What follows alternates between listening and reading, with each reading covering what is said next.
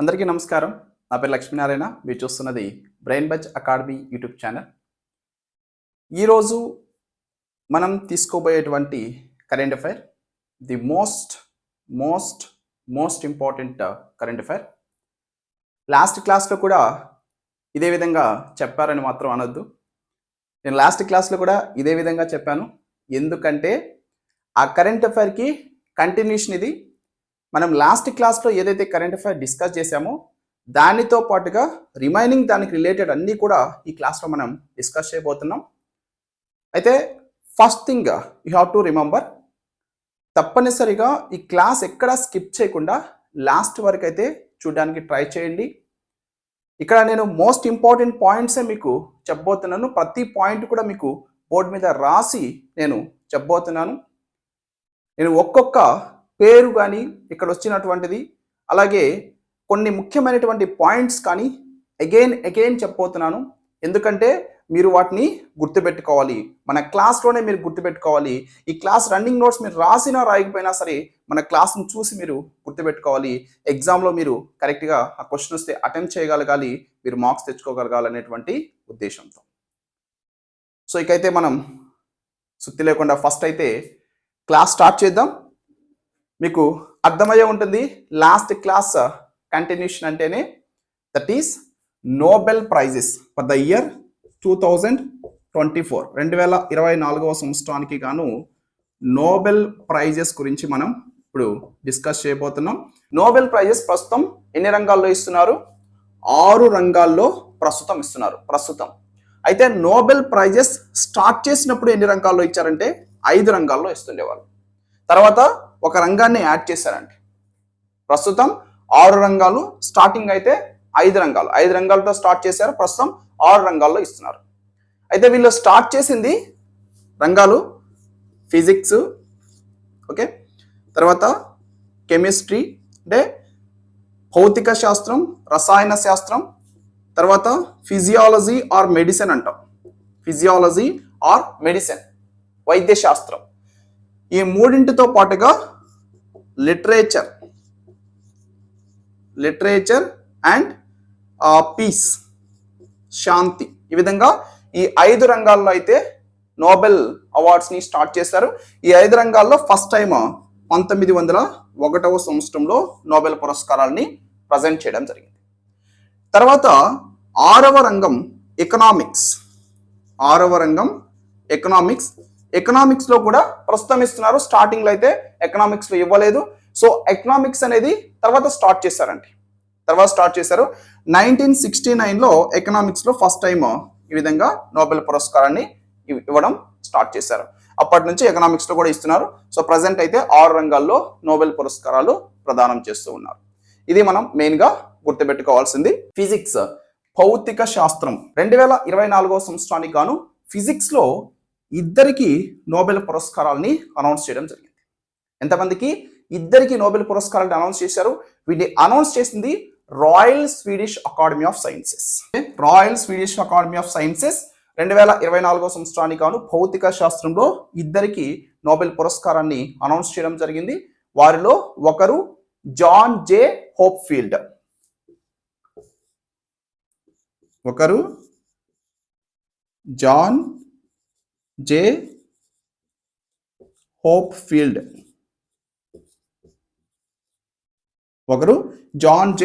హోప్ఫీల్డ్. Remember, most important, John J Hopfield. So మరొక వ్యక్తి భౌతిక శాస్త్రంలో నోబెల్ పురస్కారాన్ని పొందినటువంటి వ్యక్తి 2024వ సంవత్సరానికి గాను జెఫరీ ఈ హింటన్. ఓకే, వీరిద్దరు కూడా నోబెల్ పురస్కారాన్ని పొందారు 2024వ సంవత్సరానికి గాను భౌతిక శాస్త్రంలో. అండ్ నేమ్ కూడా మీరు గుర్తుపెట్టుకోవచ్చు సింపుల్ గా, జే అంటే జేకి దీర్ఘం. ఓకే, జే రిమెంబర్. సో జెఫరీ ఈ హింటన్. అలాగే మరొక వ్యక్తి జే. ఓకే, సో ఈ విధంగా మీరు నేమ్ అయితే కూడా గుర్తుపెట్టుకోవచ్చు. జాన్ జే హోప్ఫీల్డ్ అమెరికా దేశానికి చెందినటువంటి శాస్త్రవేత్త. అలాగే జెఫరీ ఈ హింటన్ కెనడా దేశానికి చెందినటువంటి శాస్త్రవేత్త. వీళ్ళిద్దరు కూడా యుఎస్ఏ అండ్ కెనడా 2 దేశాలకైతే భౌతిక శాస్త్రంలో 2024వ సంవత్సరానికి గాను నోబెల్ పురస్కారం దక్కింది. సో అయితే ఎందుకు అసలు ఈ శాస్త్రవేత్తలకి నోబెల్ పురస్కారం ఇచ్చారు? సో ఇక్కడ ముఖ్యంగా మనం గుర్తుపెట్టుకోవాల్సింది చాలా ఇంపార్టెంట్ అండ్ మీరు ఈజీగా గుర్తుపెట్టుకోవచ్చు. ఎందుకంటే ప్రస్తుతం 21st సెంచరీలో ఈ టెక్నాలజీ అనేటువంటిది చాలా బాగా అందరినీ కూడా అట్రాక్ట్ చేస్తూ ఉంది. అండ్ ప్రజెంట్ టెక్నాలజీస్ అన్నీ కూడా దీంట్లోకి మారిపోతూ ఉన్నాయి. So that is AI, artificial intelligence అంటాం. అంటే కృత్రిమ న్యూరో నెట్వర్క్ అనేటువంటిది ప్రధానంగా మనం చెప్పొచ్చు. సో ఈ కృత్రిమ న్యూరో నెట్వర్క్ ద్వారా మెషిన్ లెర్నింగ్ కి సంబంధించినటువంటి ఆవిష్కరణలు వీళ్ళు చేశారండి. కృత్రిమ న్యూరో నెట్వర్క్ ద్వారా మెషిన్ లెర్నింగ్ కి సంబంధించినటువంటి వ్యవస్థీకృత ఆవిష్కరణలు వీళ్ళు చేయడం జరిగింది. సో అందుకని వీరికి 2024 సంవత్సరానికి గాను ఫిజిక్స్ కమిటీ ఉంటుంది మనకి నోబెల్ పురస్కారాలకి సంబంధించి. ఆ ఫిజిక్స్ కమిటీ వీరిని అనౌన్స్ చేయడం జరిగింది. వీరిద్దరిని కూడా సెలెక్ట్ చేయడం జరిగింది. Most important.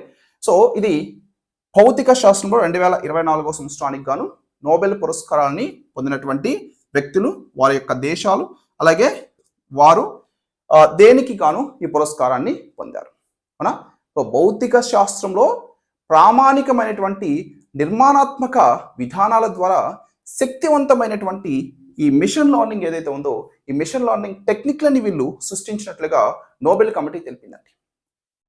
సో దీంట్లో మెయిన్గా జాన్ జే హోప్ఫీల్డ్ కనుక మనం తీసుకున్నట్లయితే ఈయన ఏం చేశారంటే ఈ సమాచారం ఏదైతే ఉందో ఇన్ఫర్మేషన్, ఆ ఇన్ఫర్మేషన్ని స్టోర్ చేసి రీకన్స్ట్రక్ట్ చేసేటువంటి విధానాన్ని ఈయన కనుగొన్నారు.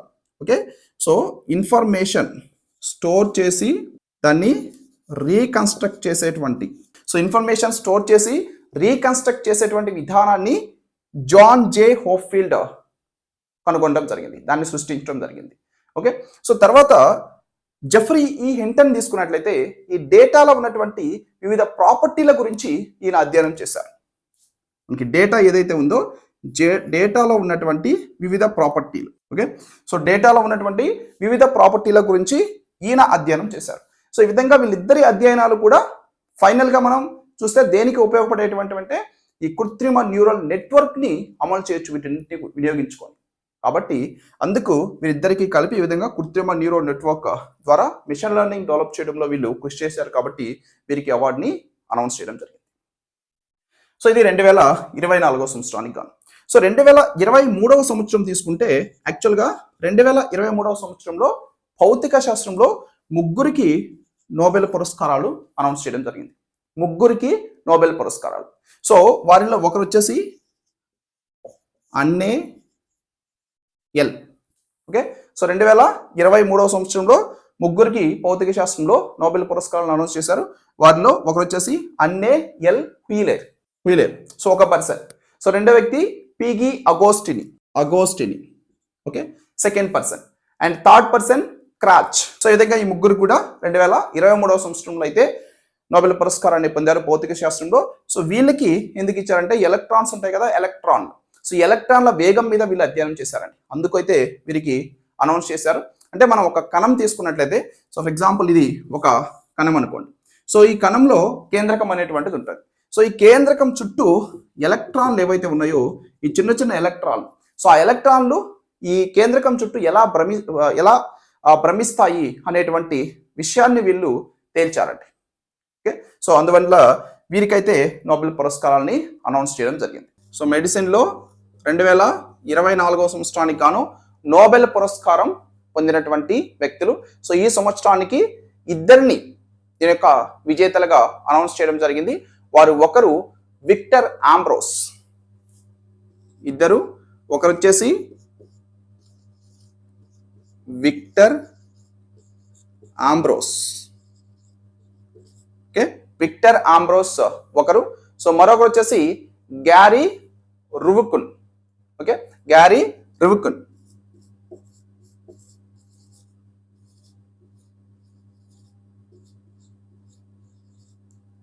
విక్టర్ ఆంబ్రోస్, మరొక వ్యక్తి గ్యారీ రువుకున్. సో వీళ్ళిద్దరికీ కూడా 2024 సంవత్సరానికి గాను మెడిసిన్లో, వైద్య శాస్త్రంలో నోబెల్ పురస్కారాన్ని అనౌన్స్ చేయడం జరిగింది. సో వీరిద్దరికి ఎందుకు ఇచ్చారంటే వీరు మైక్రో ఆర్ఎన్ఏని ఆవిష్కరించడం జరిగిందండి. Micro RNA. సో వీళ్ళ యొక్క ఆవిష్కరణ micro RNA. Okay, micro RNA. ఈ మైక్రో ఆర్ఎన్ఏ ఆవిష్కరణకి గాను వీళ్ళిద్దరికీ కూడా నోబెల్ పురస్కారాన్ని అనౌన్స్ చేయడం జరిగింది. Remember, this is very very important. ఇప్పటి వరకు అంటే 1901వ సంవత్సరం నుంచి 2024వ సంవత్సరం వరకు ఈ మధ్య కాలంలో 227 మంది నోబెల్ బహుమతి గ్రహీతలు ఉన్నారండి భౌతిక శాస్త్రంలో. వీళ్ళు 118 సార్లు నోబెల్ పురస్కారాన్ని ప్రకటించడం జరిగింది. 118 సార్లు. యాక్చువల్గా 1956వ సంవత్సరంలో, 1972వ సంవత్సరం, ఈ 2 సంవత్సరాల్లో 2 సార్లు భౌతిక శాస్త్రంలో ఒక వ్యక్తి నోబెల్ బహుమతి గెలుచుకున్నాడు. 1956వ సంవత్సరంలో, 1972వ సంవత్సరంలో 2 సంవత్సరాల్లో కూడా జాన్ బర్డీన్ అనేటువంటి వ్యక్తి నోబెల్ పురస్కారాన్ని గెలుచుకోవడం జరిగింది. సో ఇప్పటి వరకు భౌతిక శాస్త్రంలో 2 సార్లు నోబెల్ పురస్కారాన్ని గ్రహించినటువంటి ఏకైక వ్యక్తి ఎవరయ్యా అంటే దట్ ఈస్ జాన్ బర్డీన్. రిమెంబర్, అంటే మొత్తం ఇప్పటి వరకు 226 మంది వ్యక్తులు భౌతిక శాస్త్రంలో నోబెల్ బహుమతిని అందుకున్నారు. ఎందుకు 227 అన్నాం? 227లో యాక్చువల్గా జాన్ బర్డీన్ 2 సార్లు తీసుకున్నాడు కదా. సో కాబట్టి ఒకే వ్యక్తి 2 సార్లు తీసుకున్నాడు కాబట్టి సో ఒకటి తీసేస్తే 226 మందికి నోబెల్ బహుమతి భౌతిక శాస్త్రంలో ఇప్పటి వరకు ఇచ్చారు. అయితే వీరిలో మొట్టమొదటిసారిగా నోబెల్ బహుమతిని పొందినటువంటి వ్యక్తి అంటే 1901వ సంవత్సరంలో నోబెల్ బహుమతిని పొందినటువంటి వ్యక్తి విల్హెల్మ్ కాన్రాడ్ రోడ్జెన్. ఇతను చేసినటువంటి అసాధారణమైనటువంటి సేవలకి గుర్తింపుగా ఇతని యొక్క పేరు మీదే ఒక విశేషమైనటువంటి కిరణాలని ఆవిష్కరించి దానికి గాను ఈయనకి నోబెల్ పురస్కారాన్ని మొట్టమొదటిసారిగా ఇచ్చారండి. భౌతిక శాస్త్రంలో నోబెల్ పురస్కారాన్ని మొట్టమొదటిసారిగా పొందినటువంటి వ్యక్తి Wilhelm Conrad Roentgen. Okay, Wilhelm Conrad Roentgen. So remember, most important. తర్వాత ఇప్పటి వరకు మనం భౌతిక శాస్త్రం మరియు వైద్య శాస్త్రంలో 2024వ సంవత్సరానికి గాను నోబెల్ పురస్కారాలు పొందినటువంటి వారి యొక్క డీటెయిల్స్ మనం చూసాం. తర్వాత 2024వ సంవత్సరానికి గాను కెమిస్ట్రీలో అంటే రసాయన శాస్త్రంలో నోబెల్ పురస్కారాన్ని కూడా అనౌన్స్ చేశారు. 2024వ సంవత్సరానికి గాను రసాయన శాస్త్రంలో నోబెల్ పురస్కారాన్ని పొందినటువంటి వారు ఎంతమంది అంటే 3. ముచ్చటగా 3కి ఈ సంవత్సరానికి రసాయన శాస్త్రంలో నోబెల్ పురస్కారాన్ని అనౌన్స్ చేయడం జరిగింది. అయితే ఇక్కడ మెయిన్గా 3 యొక్క పేర్లు మనం కనుక తీసుకున్నట్లయితే ఒకరు వచ్చేసి డేవిడ్ బేకర్. మొదటి వ్యక్తి డేవిడ్ బేకర్. సో ఈయన అమెరికా దేశానికి చెందినటువంటి శాస్త్రవేత్త, రసాయన శాస్త్రవేత్త. మరొక ఇద్దరు, ఒకరు వచ్చేసి డేమిస్ హిస్సాబిస్. మరొక వ్యక్తి డేమిస్ హిస్సాబిస్. ఈయన వచ్చేసి యునైటెడ్ కింగ్డమ్కి చెందినటువంటి రసాయన శాస్త్రవేత్త. మరొక వ్యక్తి జాన్ ఎం జంపర్.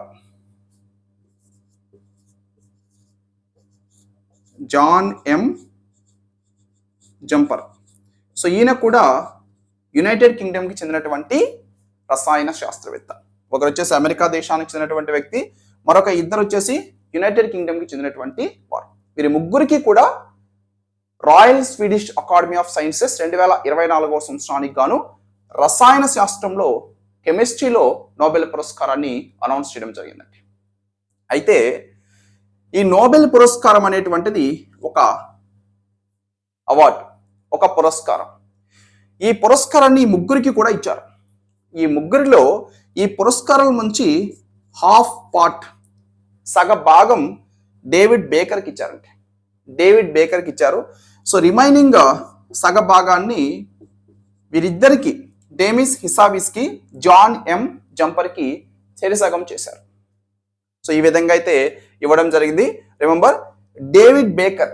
సో ఈ డేవిడ్ బేకర్ అమెరికా దేశానికి చెందినటువంటి రసాయన శాస్త్రవేత్త. ఈయన కాంపిటేషనల్ ప్రోటీన్ డిజైన్ చేశారండి. కాంపిటేషనల్ ప్రోటీన్ డిజైన్ చేశారు. ఆయన చేసినటువంటి ఈ కాంపిటేషనల్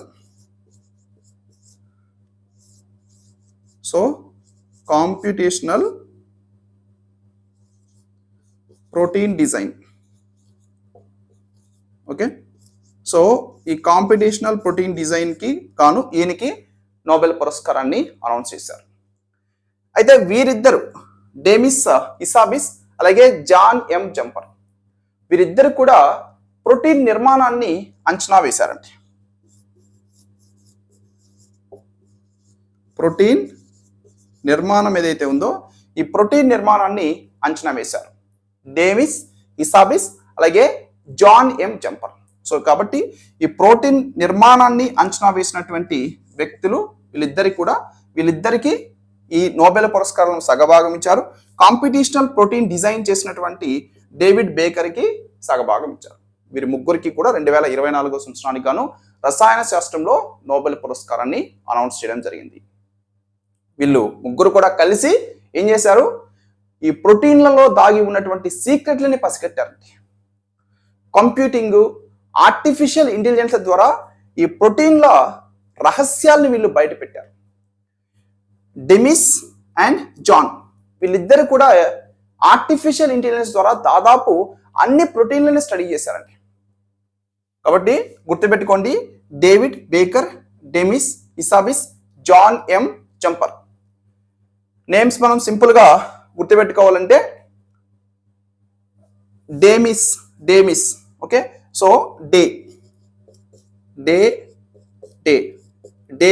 డేమిస్. ఓకేనా. సో తర్వాత John M Jumper. Okay, the Jumper. ఇలాగ నేమ్ గుర్తుపెట్టుకోండి, డే జంపర్. సో నేనైతే నాకు తోచినటువంటి షార్ట్ కట్లో అయితే నేను గుర్తుపెట్టుకునే విధంగా నేనైతే మీకు చెప్తున్నా. మీరు కూడా మీ ఓన్ గుర్తుపెట్టుకునే విధంగా మీరు ఫామ్ చేసుకొని కోడ్స్ దాని ప్రకారం మీరు గుర్తుపెట్టుకోవచ్చు. రసాయన శాస్త్రంలో ఇప్పటి వరకు నోబెల్ పురస్కారాన్ని 115 సార్లు అనౌన్స్ చేశారండి. 115 సార్లు ప్రకటించారు. ఇప్పటి వరకు రసాయన శాస్త్రంలో నోబెల్ పురస్కారాన్ని 194 మంది సొంతం చేసుకున్నారు. 194 మంది. అంటే 1901వ సంవత్సరం నుంచి 2023వ సంవత్సరం వరకు కనుక మనం తీసుకుంటే కెమిస్ట్రీలో ఈ విధంగా 194 మంది ఈ పురస్కారాన్ని పొందారు. ఇప్పుడు మరలా ముగ్గురికి అనౌన్స్ చేశారు కదా, సో ఈ ముగ్గురిని కూడా మీరు ఈ 194కి యాడ్ చేసుకుంటే 197 అండ్ 115 సార్లు ఇప్పుడు ఒకసారి అనౌన్స్ చేశారు కదా, 116 సార్లు. సో ఈ విధంగా మీరైతే వీటిని గుర్తుపెట్టుకోవచ్చు. ఇది రసాయన శాస్త్రంలో నోబెల్ పురస్కారానికి సంబంధించి. వీళ్ళు ఏం చేశారు, జీవాన్ని అర్థం చేసుకోవడంలో చాలా కీలకమైనటువంటి పాత్రని పోషించారు. అంటే జీవం ఎలా పనిచేస్తుందో అర్థం చేసుకోవాలంటే ముందుగా ప్రోటీన్ల యొక్క రూపాన్ని అర్థం చేసుకోవాలంటే ఇందుకు వీరు ముగ్గురు చేసినటువంటి ఆవిష్కరణలు ఉపయోగపడతాయని చెప్పేసి హైనర్ లింకే చెప్పడం జరిగింది. ఈ అమినో యాసిడ్ సీక్వెన్స్ ప్రోటీన్ స్ట్రక్చర్కి మధ్య సంబంధాన్ని గుర్తించినటువంటి వీరి యొక్క పరిశోధనకి నోబెల్తో గౌరవిస్తున్నట్లుగా ఆయన చెప్పడం జరిగింది. సో దశాబ్దాలుగా రసాయన శాస్త్రానికి, ప్రత్యేకించి జీవ రసాయన శాస్త్రానికి సవాలుగా మారినటువంటి అంశం ఇది. ఈ అంశానికి వీరి యొక్క పరిశోధన పరిష్కారం చూపిందని చెప్పేసి చెప్పడం జరిగింది. కాగా నోబెల్ బహుమతి కింద వీరికి 8.4 కోట్ల రూపాయలు దక్కుతుంది. 8.4 కోట్ల రూపాయలు. ఈ 8.4 కోట్ల రూపాయల్లో ఈ అవార్డు ఈయనకి సగం కాబట్టి 8.4 అంటే 4.2 కోట్ల రూపాయలు ఈయనకి ఇస్తారు. తర్వాత 2.1 కోట్ల రూపాయలు ఈయనకి, 2.1 కోట్ల రూపాయలు ఈయనకి. ఈ విధంగా అయితే అమౌంట్ ఇవ్వడం జరుగుతుందండి. 8.4 crores లో 4.2 crore ఈయనకి, 2.1 crore ఈయనకి, 2.1 crore ఈయనకి. ఈ విధంగా అయితే ఈ అమౌంట్ని కూడా వీళ్ళు ఇవ్వడం జరుగుతుందండి. ఓకే, సో ఇది రసాయన శాస్త్రంలో మొట్టమొదటి నోబెల్ బహుమతిని 1901వ సంవత్సరంలో నెదర్లాండ్స్కి చెందినటువంటి జాకోబస్ హెన్రికస్ వాంటీ హాఫ్కి అందించారు. రిమెంబర్, ఫస్ట్ టైం రసాయన శాస్త్రంలో నోబెల్ పురస్కారాన్ని పొందినటువంటి వారు, remember name Jacobus Henricus van't Hoff. Jacobus Henricus van't Hoff. Okay, van't Hoff ఈయన నెదర్లాండ్స్ దేశానికి చెందినటువంటి శాస్త్రవేత్త. నెదర్లాండ్స్ మొట్టమొదటిసారిగా నోబెల్ పురస్కారాన్ని పొందినటువంటి వ్యక్తి. రసాయన డైనమిక్స్ మరియు ద్రావణాల్లో ద్రవాభిసరణ పీడం యొక్క దానికి సంబంధించిన అంశాలను ఈయన కనుగొన్నారు. కాబట్టి జాకోబస్ హెన్రికస్ వాంటీ హాఫ్కి 1901వ సంవత్సరంలో మొట్టమొదటిసారిగా రసాయన శాస్త్రంలో నోబెల్ పురస్కారాన్ని అయితే ఇవ్వడం జరిగింది.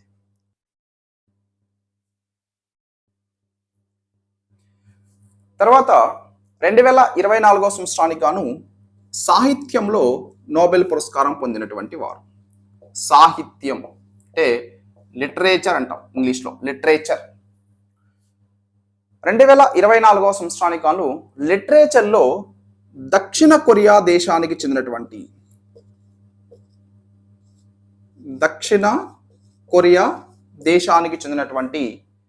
రచయిత్రి Han Kang. Name Han Kang. Okay, so remember, simple గా నేమ్ మీరు గుర్తుపెట్టుకోవచ్చు, కాంగ్. ఓకే, కాంగ్ సింపుల్ గా గుర్తుపెట్టుకోవచ్చు. హాంకాంగ్ అంటాం. ఇట్స్ నాట్ కంట్రీ అండి. హాంకాంగ్ అనేటువంటిది కంట్రీ, దేశం. హాంకాంగ్ అనేటువంటిది రచయిత్రి పేరు. ఈమె దక్షిణ కొరియా దేశానికి చెందినటువంటి రచయిత్రి. 2024వ సంవత్సరానికి గాను లిటరేచర్లో ఈమెకి నోబెల్ పురస్కారాన్ని అనౌన్స్ చేశారు. ఎందుకు ఈమెకి నోబెల్ పురస్కారం ఇచ్చారంటే సాహిత్యంలో ఆమె చేసినటువంటి విశేషమైనటువంటి కృషికి royal Swedish academy of sciences 2024వ సంవత్సరానికి గాను నోబెల్ పురస్కారాన్ని ప్రకటించిందండి. లాస్ట్ ఇయర్ అయితే 2023వ సంవత్సరం అని తీసుకుంటే 2023వ సంవత్సరంలో జాన్ ఫోసేకి నోబెల్ పురస్కారం దక్కింది. జాన్ ఫోసే నార్వే దేశానికి చెందినటువంటి రచయిత. ఏ దేశం? నార్వే. 2023వ సంవత్సరంలో సాహిత్యంలో నోబెల్ పురస్కారాన్ని పొందింది జాన్ ఫోసే, నార్వే దేశానికి చెందినటువంటి రచయిత. 2024వ సంవత్సరానికి గాను సాహిత్యంలో నోబెల్ పురస్కారాన్ని పొందినటువంటి వ్యక్తి హాంకాంగ్. ఈమె దక్షిణ కొరియా దేశానికి చెందినటువంటి రచయిత్రి. ఈ మానవ జీవితపు దుర్బలత్వాన్ని, చారిత్రక విషాదాన్ని ఈమె తన యొక్క కవిత్వంలో కళ్ళకి కట్టినట్లుగా చూపించారు. కాబట్టి ఈమెకి 2024వ సంవత్సరానికి గాను సాహిత్యంలో నోబెల్ పురస్కారాన్ని అనౌన్స్ చేస్తున్నామని రాయల్ స్వీడిష్ అకాడమీ తెలిపిందండి. Royal Swedish academy. ఓకేనా? సో రిమెంబర్, సో సాహిత్యంలో 2024వ సంవత్సరానికి గాను దక్షిణ కొరియా దేశానికి చెందినటువంటి హాంకాంగ్, 2023వ సంవత్సరానికి గాను జాన్ ఫోసే నోబెల్ పురస్కారాన్ని పొందడం జరిగింది. అయితే సాహిత్యంలో కూడా మొట్టమొదటిసారిగా 1901వ సంవత్సరంలోనే నోబెల్ పురస్కారాన్ని ఇచ్చారు. మొట్టమొదటిసారిగా సాహిత్యంలో నోబెల్ పురస్కారాన్ని పొందినటువంటి కవి రిమెంబర్ సుల్లీ ప్రుథోమ్. నేమ్, సో మీరు సింపుల్గా గుర్తుపెట్టుకోవచ్చు, సుల్లీ ప్రుథోమ్. ఓకే, సుల్లీ ప్రుథోమ్ సాహిత్యంలో మొట్టమొదటి నోబెల్ పురస్కారాన్ని పొందినటువంటి వ్యక్తి సుల్లీ ప్రుథోమ్ ఫ్రెంచ్ దేశానికి చెందినటువంటి కవి. ఓకే, ఫ్రెంచ్ కవి, ఫ్రాన్స్ దేశానికి చెందినటువంటి వాడు. ఫ్రెంచ్ కవి సుల్లీ ప్రుథోమ్ మొట్టమొదటిసారిగా సాహిత్యంలో నోబెల్ పురస్కారాన్ని పొందినటువంటి వ్యక్తి. ఇతని యొక్క కవితా కూర్పుకి ప్రత్యేక గుర్తింపుగా ఈ నోబెల్ పురస్కారాన్ని ఇచ్చారు. ఈ ఉన్నతమైనటువంటి ఆదర్శవాదం, కళాత్మక పరిపూర్ణత, హృదయం మరియు తెలివి రెండింటి లక్షణాల అరుదైన కలయికకి రుజువుగా ఈయన యొక్క కవిత్వాన్ని చెప్తారు. కాబట్టి ఈయనకి విధంగా ఈ అవార్డు అయితే ఇచ్చారండి సాహిత్యంలో. తర్వాత 2024 సంవత్సరానికి గాను పీస్ శాంతి రంగంలో నోబెల్ పురస్కారాన్ని అనౌన్స్ చేశారు. 2024 Nobel prize in peace, Shanti most important. అయితే ఇక్కడ ముఖ్యంగా గుర్తుపెట్టుకోవాల్సింది, మీరు చాలా సింపుల్గా గుర్తుపెట్టుకోవచ్చు, ఈ సంస్థ ఏదైతే 2024 సంవత్సరానికి గాను నోబెల్ పురస్కారాన్ని పొందిందో ఇది జపాన్ దేశానికి చెందినటువంటి సంస్థ. జపాన్ ప్రపంచంలో టెక్నాలజీలో చాలా హై స్టేజ్లో ఉన్నటువంటి దేశంగా చెప్పచ్చు. ఈ జపాన్ దేశానికి చెందినటువంటి సంస్థ నిహాన్ హిడాంక్యో సంస్థకి ఇచ్చారు. జపాన్ దేశానికి చెందినటువంటి సంస్థ. జపాన్ అంటే మనకి గుర్తొచ్చేది ముఖ్యంగా అణుబాంబు, అవునా? జపాన్ దేశంలో హిరోషిమా, నాగాసకి 2 నగరాలు, ఈ 2 నగరాల మీద అణుబాంబు దాడి జరిగింది. అమెరికా దేశం ఈ జపాన్ దేశానికి చెందినటువంటి హిరోషిమా, నాగాసకి మీద అణుబాంబులు వేసింది. ఈ అణుబాంబులో ఎంతో మంది బాధితులు ఉన్నారు. ఆ బాధితుల కోసం నిహాన్ హిడాంక్యో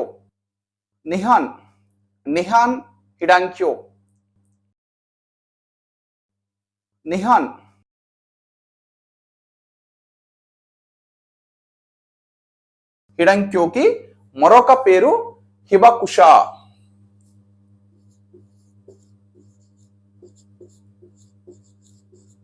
హిబకుషా అనేటువంటి పేరు కూడా ఉంది.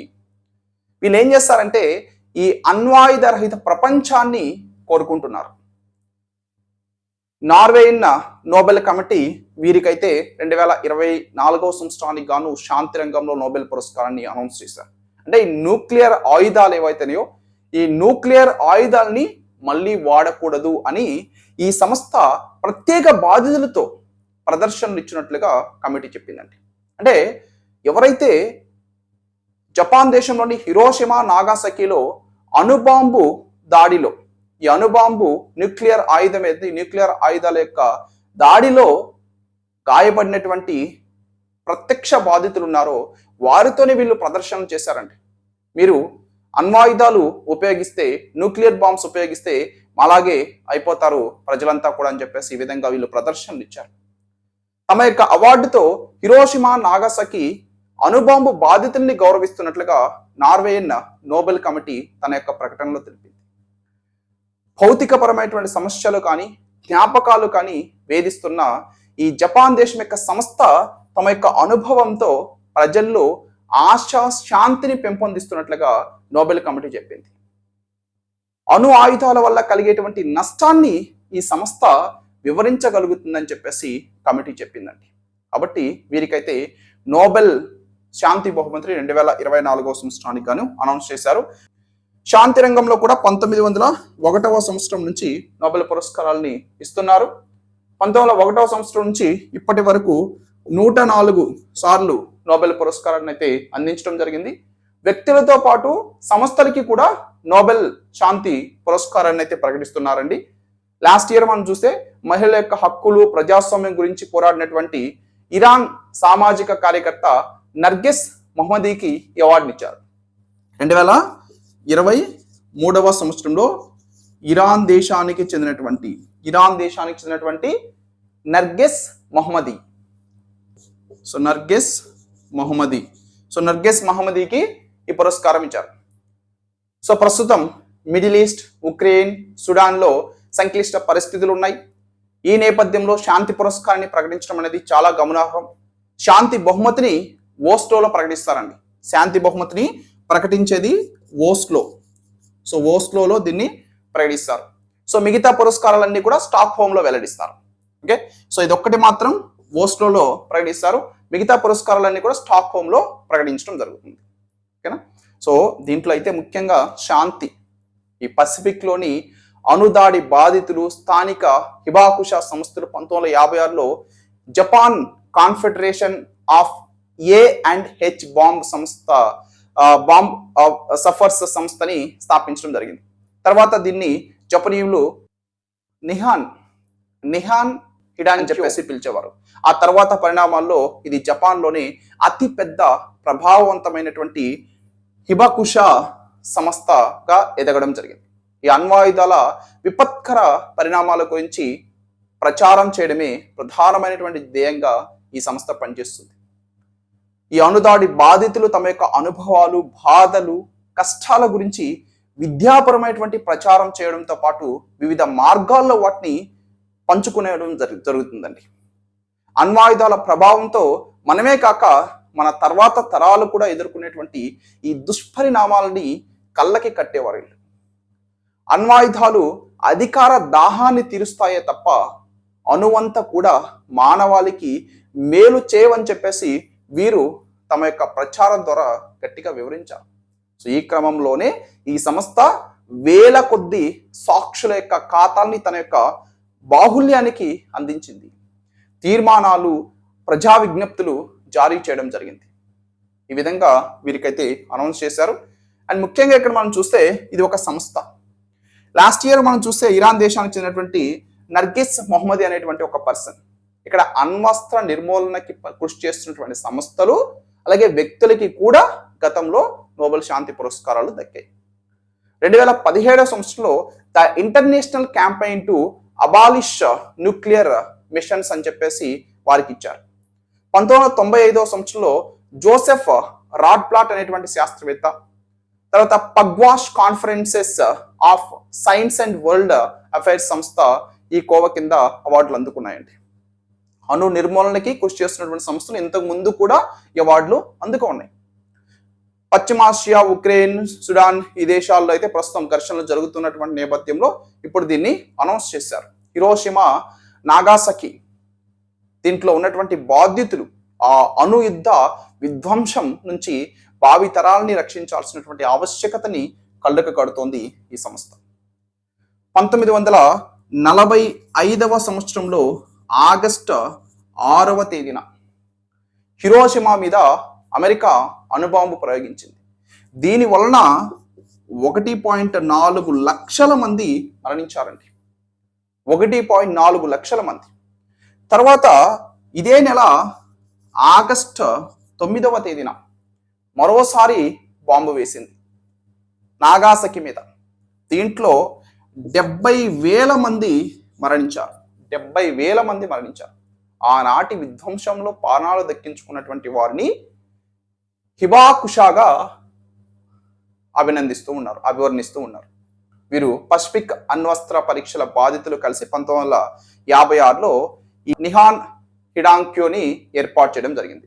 నిహాన్ హిడాంక్యో. ఓకేనా? సో రిమెంబర్ ద నేమ్, చాలా చాలా ఇంపార్టెంట్ అండి. నిహాన్ హిడాంక్యో. సో నివాస్ నిహాన్ ఈ విధంగా మీరు గుర్తుపెట్టుకోండి. నివాస్ అంటే అణు ఆయుధం వేసినటువంటి ప్రాంతంలో నివసించడం అనేటువంటిది కూడా సాధ్యం కాదు. Nihon. Okay, so Nihon Hidankyo. Okay, దీన్నే హిబాకుషా అని కూడా మనం పిలుస్తాం. 2024 సంవత్సరానికి గాను ఆర్థిక శాస్త్రంలో 3 నోబెల్ పురస్కారాన్ని అనౌన్స్ చేశారు. వారిలో డారన్ ఏ స్మోగ్లు మసాచుసెట్స్ ఇన్స్టిట్యూట్ ఆఫ్ టెక్నాలజీకి చెందినటువంటి వ్యక్తి. మరొక వ్యక్తి సిమన్ జాన్సన్. సిమన్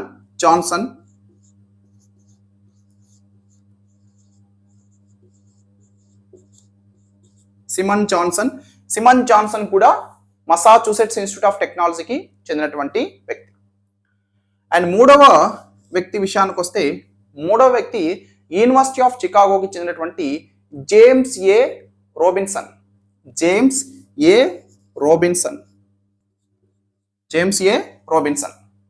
ఇద్దరు వచ్చేసి మసాచుసెట్స్ ఇన్స్టిట్యూట్ ఆఫ్ టెక్నాలజీకి చెందినటువంటి వారు.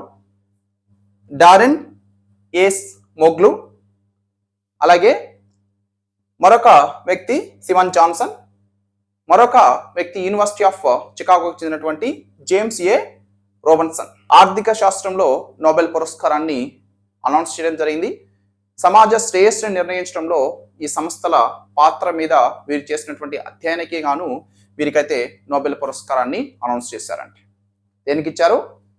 సమాజ శ్రేయస్సుని నిర్ణయించడంలో సంస్థల యొక్క పాత్ర. ఓకేనా? సమాజ శ్రేయస్సుని నిర్ణయించడంలో సంస్థల యొక్క పాత్ర. సంస్థల యొక్క పాత్ర దీని మీద వెయిట్ చేసినటువంటి అధ్యయనానికి గాను వీరి ముగ్గురికి కూడా నోబెల్ పురస్కారాన్ని అనౌన్స్ చేశారు. లాస్ట్ ఇయర్ కూడా 2023వ సంవత్సరంలో కూడా ఆర్థిక శాస్త్రంలో ముగ్గురికి నోబెల్ పురస్కారాన్ని అనౌన్స్ చేశారు. వారిలో బెన్ ఎస్ బెర్నామ్, అలాగే Douglas W Diamond and Philip H Dybvig వీరి ముగ్గురికి కూడా నోబెల్ పురస్కారాన్ని ఇవ్వడం జరిగిందండి. సో బ్యాంకులు, ఆర్థిక సంక్షోభాల మీద ఈ ముగ్గురు పరిశోధనలు చేయడం జరిగింది. ఆర్థిక సంక్షోభాల వేళ బ్యాంకుల పాత్ర ఎంత ముఖ్యమైనది అనేటువంటి విషయాన్ని కూడా ఈ ముగ్గురు పరిశోధనలో వెల్లడించడం జరిగింది. బ్యాంకులు దివాలా తీయకుండా ఉండేందుకు ఆ స్టడీలు చాలా కీలకమైందని చెప్పేసి నోబెల్ కమిటీ అభిప్రాయపడడం జరిగింది. కాగా స్వీడన్కి చెందినటువంటి శాస్త్రవేత్త ఆల్ఫ్రెడ్ నోబెల్ పేరు మీదుగా ప్రపంచంలో వివిధ రంగాల్లో విశేష సేవలు అందించినటువంటి వారికి ప్రతి సంవత్సరం కూడా ఈ నోబెల్ పురస్కారాలు ప్రదానం చేస్తున్నటువంటి విషయం మనకి తెలిసిందే. 1896వ సంవత్సరంలో ఆల్ఫ్రెడ్ నోబెల్ మరణించారు. ఆయన మరణించిన తర్వాత 1901వ సంవత్సరం నుంచి నోబెల్ పురస్కారాన్ని ఆయన యొక్క జ్ఞాపకార్థంగా ఆయన ట్రస్ట్ ద్వారా అవార్డులని ప్రదానం చేస్తున్నారు. ఈ ఏడాది ఇప్పటికీ మనకి వైద్య శాస్త్రంలో కానీ, భౌతిక శాస్త్రంలో కానీ, రసాయన శాస్త్రంలో కానీ, సాహిత్యంలో కానీ, అలాగే మెడిసిన్లో కానీ నోబెల్ గ్రహీతలు అనౌన్స్ చేయడం జరిగింది. తర్వాత ఇప్పుడు ఆర్థిక శాస్త్రంలో కూడా నోబెల్ పురస్కారాలు, నోబెల్ గ్రహీతల్ని అనౌన్స్ చేశారండి. ఈ అవార్డు ఎవరైతే పొందారో వారికి, ఈ గ్రహీతలకి 11 లక్షల స్వీడిష్ క్రోనర్ అంటే $10 లక్షల వారికి ఇవ్వడం జరుగుతుంది. ఎంత? $10 లక్షల ప్రైజ్ మనీ, $10 lakh. ఓకే, డాలర్స్లో మనం తీసుకుంటే. సో ఆర్థిక శాస్త్రంలో అయితే మొట్టమొదటిసారిగా నోబెల్ పురస్కారాన్ని స్టార్ట్ చేసింది 1969వ సంవత్సరంలో. రాగ్నార్ ఫ్రిష్ మరియు జాన్ టిన్బర్గన్కి ఫస్ట్ టైం 1969వ సంవత్సరంలో ఈ పురస్కారాన్ని అందించారు. ఆర్థిక శాస్త్రాల్లో బహుమతిని royal Swedish academy of sciences stock home, Sweden అందజేస్తుంది. అదే సూత్రాల ప్రకారం నోబెల్ బహుమతులు ప్రదానం చేస్తూ ఉన్నారు. ఓకేనా? ఇది మొత్తం నోబెల్ పురస్కారాలకు సంబంధించి. తప్పనిసరిగా వీడియో మీకు నచ్చినట్లయితే లైక్ చేయండి. Thank you very much.